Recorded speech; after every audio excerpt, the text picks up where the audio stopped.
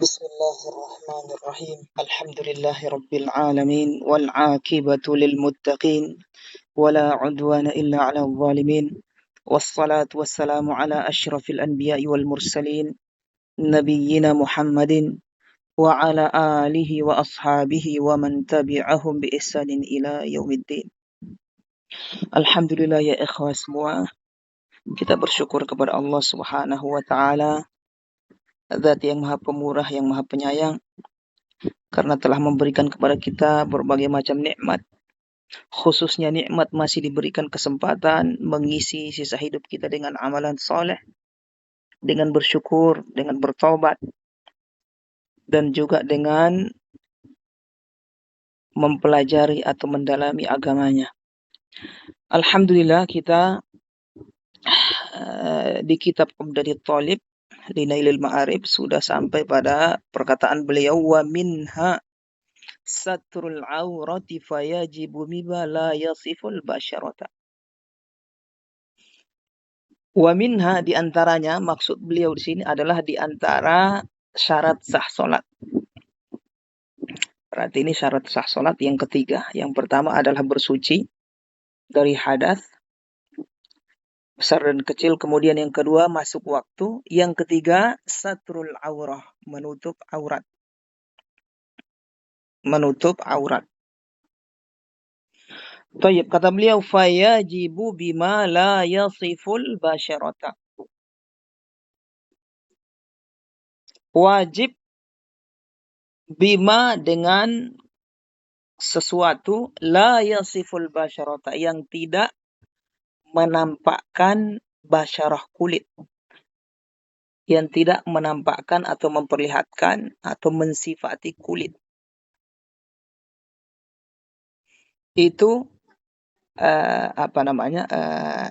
sesuatu atau sifat pakaian yang digunakan untuk menutup aurat. Tidak boleh menampakkan kulit. Kalau menampakkan kulit maka tidak sah, tidak dianggap. Tayyib. Yang dimaksud oleh beliau di sini la yasiful basyaratah, tidak menampakkan kulit. Yang dimaksud menampakkan kulit di sini atau mensifati kulit, yang pertama koyak atau bolong-bolong sehingga terlihat kulitnya atau warna kulit. Kemudian yang kedua transparan, walaupun tebal, kalau transparan terlihat kulitnya, warna kulitnya, maka juga yasiful basyarah itu. Kemudian yang ketiga, ada tiga, yaitu tipis. Sangat tipis sehingga transparan atau menampakkan warna kulit. Taib. Itu yasiful basyarah. Jadi tiga tadi, yaitu bolong-bolong. Kemudian yang kedua transparan. Yang ketiga sangat tipis sehingga menampakkan kulit. Taib. Dipersyaratkan tidak seperti itu. La yasiful basyarah. Taib.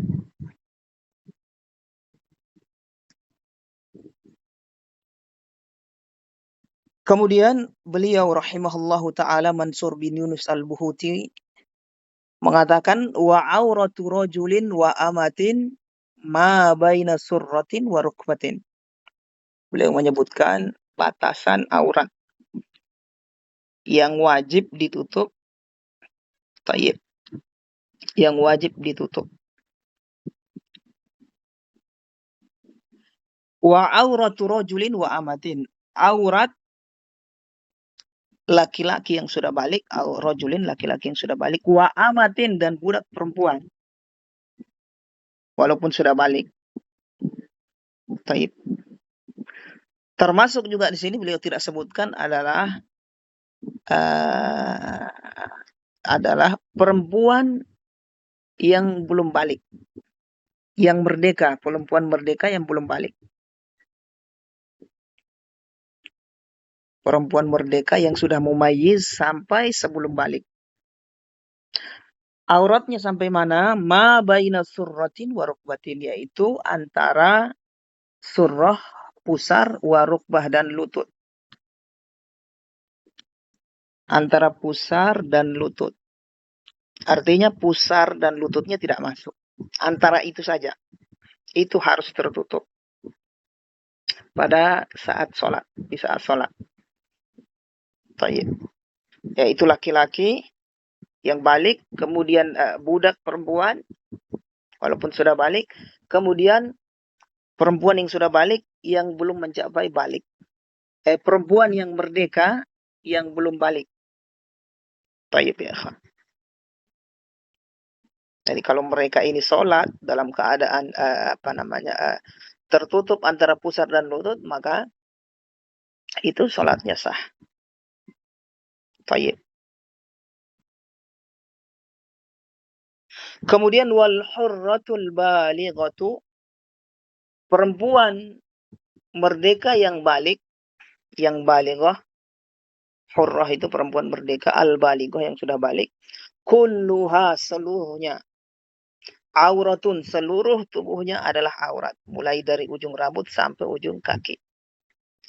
Fis shalah, seluruh tubuhnya adalah aurat di dalam sholat. Illa wajhaha, kecuali wajahnya. Jadi wanita merdeka yang sudah balik, seluruh tubuhnya adalah aurat kecuali wajahnya di dalam sholat. Perkataan beliau di dalam sholat, kebalikannya di luar sholat, maka aurat. Gitu. Jadi wajah perempuan di dalam sholat bukan aurat. Di luar sholat, aurat.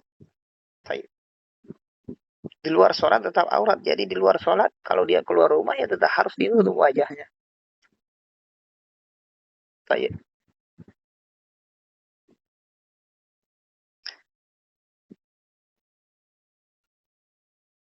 Tayyib ya ikhwan. Kemudian ada yang beliau tidak sebut, yaitu anak laki-laki. Anak laki-laki perinciannya, dari umur 7 tahun mumayyiz sampai 10 tahun, itu kemaluannya.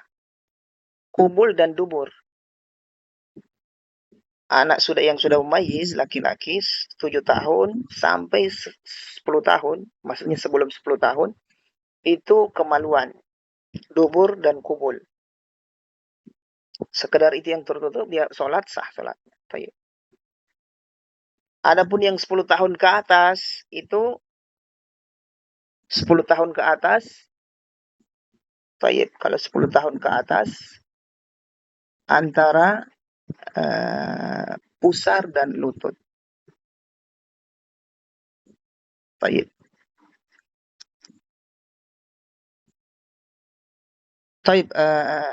Salah ya ikhwan, salah. Laki-laki yang umur sudah mumayyiz dari 7 tahun sampai sebelum balik ya ikhwan, salah ya. Yang laki-laki yang belum mumayyiz, yang sudah mumayyiz, ingat sudah mumayyiz. Adapun yang belum mumayyiz ya ikhwan, itu tidak ada aurat. Karena dia belum bahkan tidak sah sholat ibadahnya, sholatnya. Itu tidak ada aurat dia. Kalau dari 0 tahun sampai 7 tahun itu tidak ada aurat. 7 tahun ke atas sampai sebelum balik, auratnya adalah kemaluannya, kubul dan dubur. Kalau sudah balik, sudah seperti ini, yaitu antara pusar dan lutut. Itu kalau laki-laki. Kalau perempuan, mumayyiz sampai sebelum balik antara pusar dan lutut. Jadi untuk perempuan, taib yang belum balik ya ikhwan, mulai dari 7 tahun sampai sebelum balik itu antara pusar dan lutut.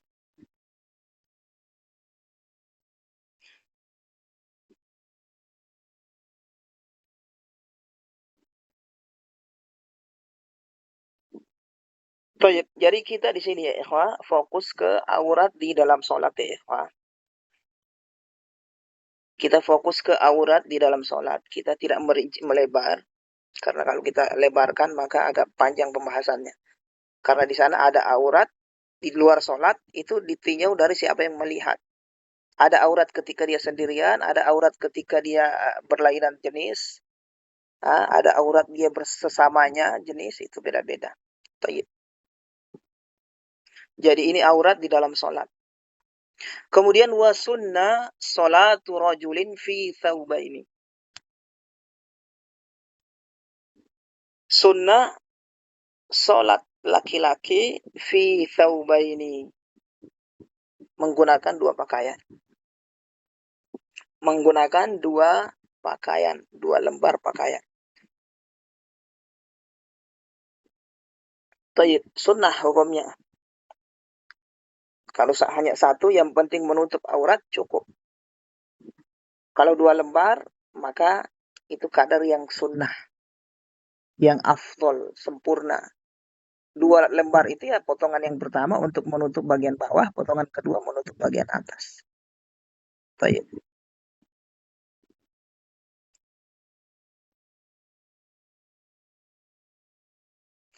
Wa yujzi'uhu, kemudian kata beliau, perhatikan ikhwan. Wa yujzi'uhu, cukup atau sah, fi naflin, pada sholat sunnah, satru auratihi, menutup auratnya.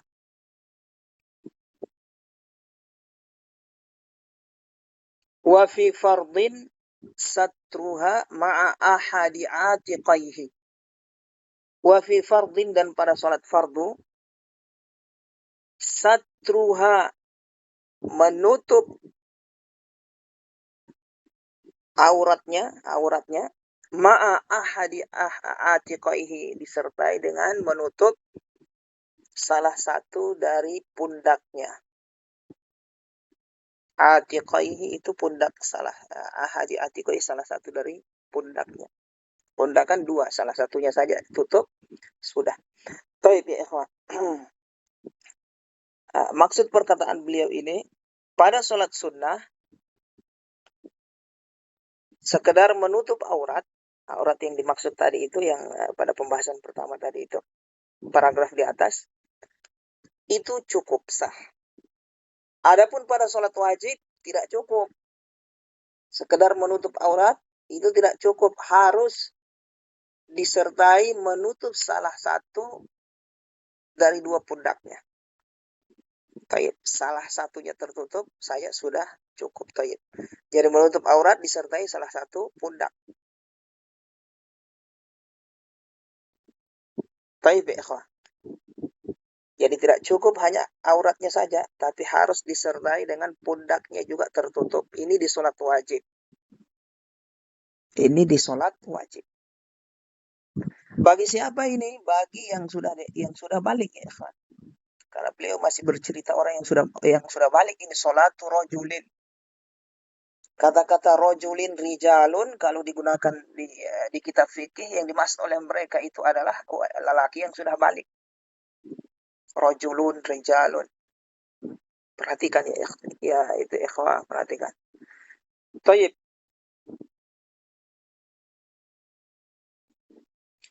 Kemudian wasolatuha fi qamisin wa khimarin wa milhafatin.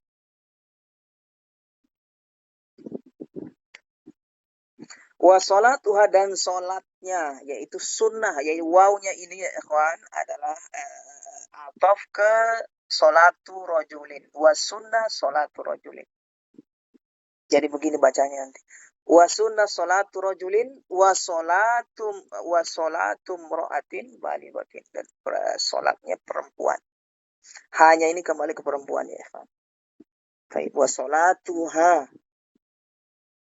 Jadi kalau yang di atas solatnya laki-laki, yang sunnah 2 lembar. Kemudian yang sunnah wasolatuha, dan sunnah solatnya perempuan, fi komisin, menggunakan komis, wa khimarin, khimar, wa milhafatin, dan milhafah. Milhafah itu pakaian luar untuk menutupi pakaian dalam. Baik. Jadi sunnahnya perempuan 3 lembar. Kalau 1 lembar saja cukup kalau tertutup semua auratnya. Laki-laki juga demikian, 1 lembar kalau tertutup aurat seluruhnya maka cukup. Tapi 2 lembar bagi laki-laki kadar yang akmal, yang sempurna, sunnah. Perempuan 3 lembar kadar yang sempurna. Tayyib. Gamis, khimar, dan milhafah.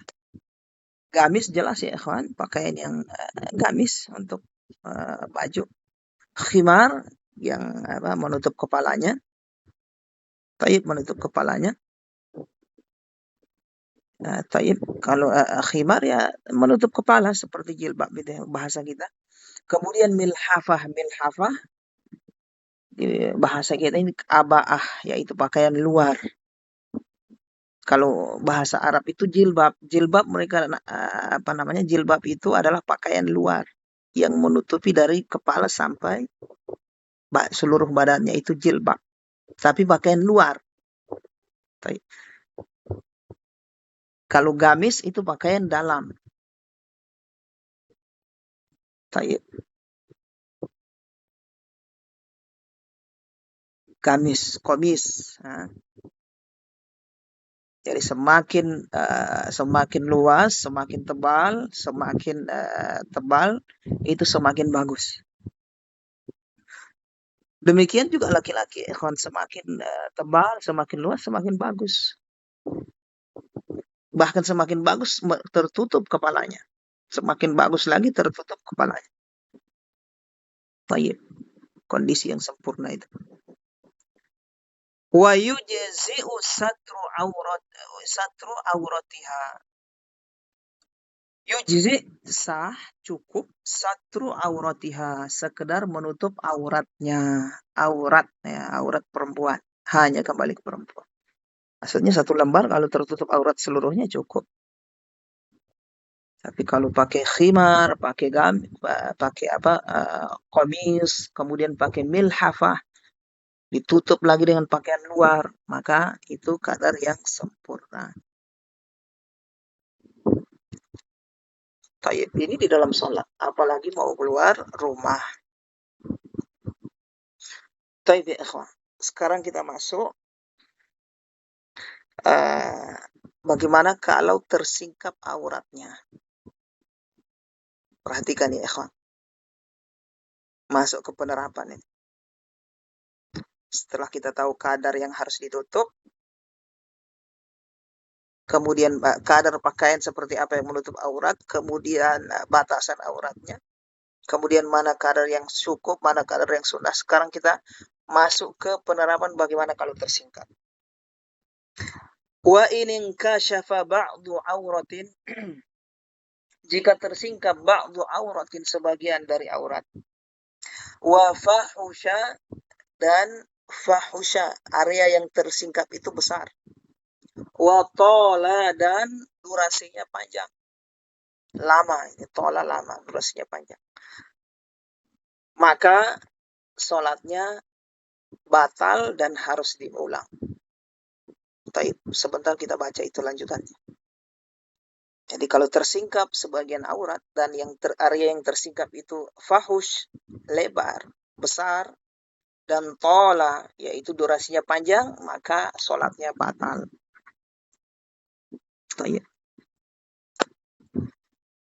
Durasinya panjang maka batal. Tayyib ya ikhwan. Ada perincian sedikit saya ingin sampaikan kepada kalian ya ikhwan, bahwasanya yaitu terlihat aurat kalau sengaja maka batal secara mutlak. Tayyib. Kalau dengan sengaja maka batal secara mutlak. Sengaja, sadar, terlihat auratnya, tersingkap auratnya, batal sholatnya secara mutlak. Secara mutlak ini yang dimaksud adalah baik areanya besar atau kecil, baik durasinya panjang atau pendek. Kalau sengaja batal secara mutlak. Nah, yang beliau bahas di sini adalah yang tidak disengaja. Kalau disengaja itu tidak usah dibahas, batal secara mutlak sudah. Apapun kondisinya. Nah, yang beliau bahas di sini adalah pembatal yang kalau tidak disengaja. Kalau tidak disengaja, yang membatalkan itu area yang tersingkap besar, fahush, Ya, kemudian yang kedua, durasinya panjang. Batal.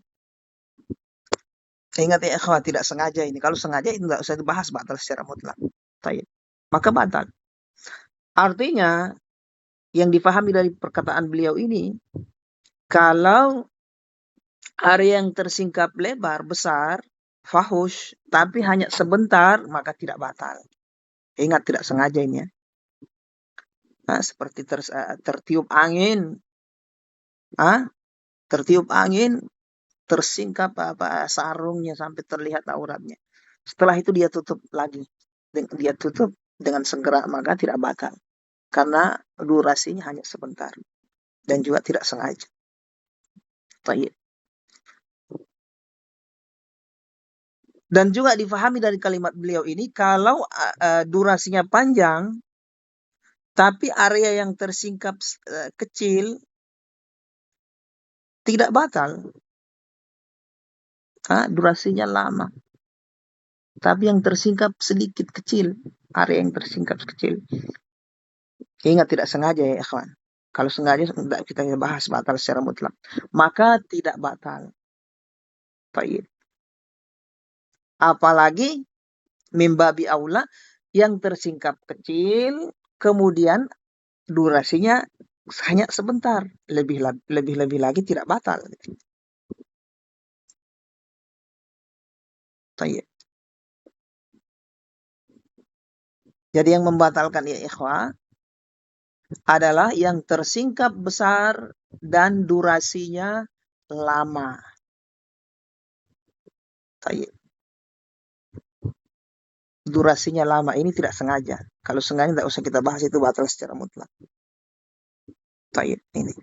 Wa inin kasyafa, jika tersingkap ba'du auratin, sebagian aurat. Wa fahusya, yang terlihat itu adalah fahush, besar, areanya besar, wa tola, dan panjang, maka batal. Baik. Selain itu tidak batal. Ingat, kita bicara yang tidak sengaja. Kalau sengaja nggak usah dibahas, itu batal secara mutlak. Yang tidak batal, yang tidak sengaja, tayyib, ini saja yang membatalkan. Areanya besar, durasi lama. Selain itu tidak membatalkan. Tayyib ya ikhwan. Nah, perhatikan itu ya ikhwan, karena akan masuk di pertanyaan nanti itu soal. Yang penting ya ikhwan, difahami, faham, bukan menghafal. Kalau antum sekedar menghafal, antum tidak bisa menjawab pertanyaan soal-soal yang saya bikin. Karena soal yang saya bikin sebagian besarnya adalah apa yang antum fahami. Pemahaman antum, bukannya apa yang antum hafal. Karena sebagian saya perhatikan salah kan hanya sekedar menghafal. Apa yang saya sebut, contoh saya sebut, itu saya dihafal. Padahal contoh itu bukan pembatasan ya ikhwan. Tayyib, pahami itu ya ikhwan. Antum mau dididik jadi ahli fikih, ini bukan sekedar penghafal ya. Tayyib. Kemudian yang berikutnya. Au shalla fi thawbin muharramin alaihi. Atau dia sholat fi thawbin muharramin alaihi, di pakaian yang diharamkan atasnya. Juga sholatnya batal. Tayyib. Apa hubungannya Ustaz? Ini kan berkaitan dengan menutup aurat Ustaz. Ini apa hubungannya? Pakai pakaian yang haram Ustaz dalam sholat. Tayyib, kaitannya, hubungannya adalah orang yang menggunakan pakaian yang haram sama seperti tidak menggunakan pakaian. Artinya artinya dia tidak menggunakan pakaian. Sama seperti menyingkap auratnya. Wujuduhu ka'adamihi, adanya dia seperti tidak ada. Orang yang menggunakan pakaian yang haram. Maka beliau ikutkan di sini. Taib. Au shalla fi thawbin muharramin alaihi, atau dia sholat di pakaian yang diharamkan atasnya. Seperti apa? Hasil curian, nyuri pakaian, dia pakai sholat, tidak sah sholatnya. Atau pakaian yang diharamkan seperti sutra bagi laki-laki. Kalau perempuan sah, karena sutra boleh bagi perempuan. Kalau laki-laki haram pakai pakaian dari sutra, dia pakai pakaian sutra pakai sholat, tidak sah sholatnya. Tayyib. Pakaian yang terbuat dari emas juga haram, tidak sah sholatnya. Yang pakaian yang terbuat dari perak juga haram, tidak sah sholat.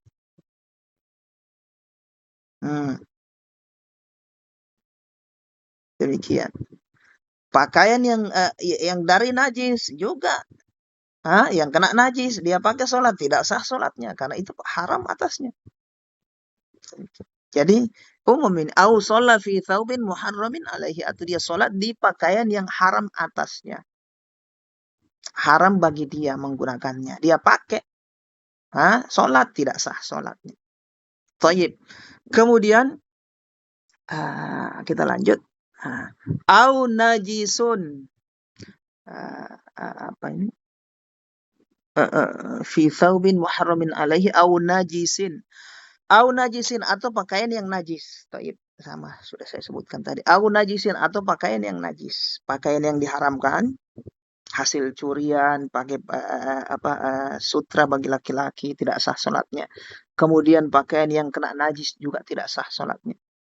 Ada, ini jawab syaratnya. Ada, maka dia harus ulang sholatnya. Artinya tidak sah. Ada ini jawab syarat dari wa inin kasyafa. Wa inin kasyafa, jika tersingkap. Ba'du auratihi, sebagian auratnya. Kemudian dia sholat menggunakan pakaian yang haram. Kemudian sholat menggunakan pakaian yang kena najis. Ada, maka itu jawab syarat. Maka dia ulang sholatnya. Artinya sholatnya batal, tidak sah. Tayyib, lanjut. Wa yusalli fi haririn li'adamin. Tayyib ya ikhwah, perhatikan. Wa yusalli fi haririn li'adamin. Dan dia sholat fi haririn, menggunakan pakaian yang terbuat dari sutra, li'adamin, ketika tidak ada yang selainnya. Tayyib, ketika tidak ada yang selainnya. Tayyib. Waman hubisa binajisin, dan orang yang hubisa, yang terikat, atau waman hubisa, yang terhalangi atau terikat, binajisin, di tempat yang najis. Taib, atau terikat pakaiannya najis, dia tidak bisa keluarkan, dia dalam keadaan diikat atau dikurung di dalam tempat yang najis. Kemudian dia sholat, wala yu'idu, maka seperti itu sholatnya sah dan dia tidak wajib mengulang. Taib, jadi di sana ada kondisi yang dikecualikan, walaupun dia menggunakan pakaian yang haram, walaupun dia sholat di tempat yang najis, atau walaupun sholat di tempat yang najis, dan sholatnya tetap sah dan tidak wajib mengulang. Seperti apa itu ini? Pada perkataan beliau, wa yusalli fi haririn li'adamin. Kata beliau, wajib dia, yusalli di sini, wajib dia sholat fi haririn, menggunakan pakaian yang terbuat dari sutra, li'adamin, ketika tidak ada yang lain. Pakaian yang mubah. Jadi harus dia pakai pakaian tadi itu, pakaian yang terbuat dari sutra. Jangan dia sholat telanjang. Dia harus gunakan pakaian itu. Sholatnya sah, tidak perlu ulang. Tapi kalau ada pakaian lain, dia sengaja memilih pakaian sutra, tidak sah. Perkataan beliau ini mengkhususkan ya ikhwan. Perhatikan, ini penting. Mengkhususkan bahwa yang dikecualikan hanya pakaian yang dari sutra. Taib.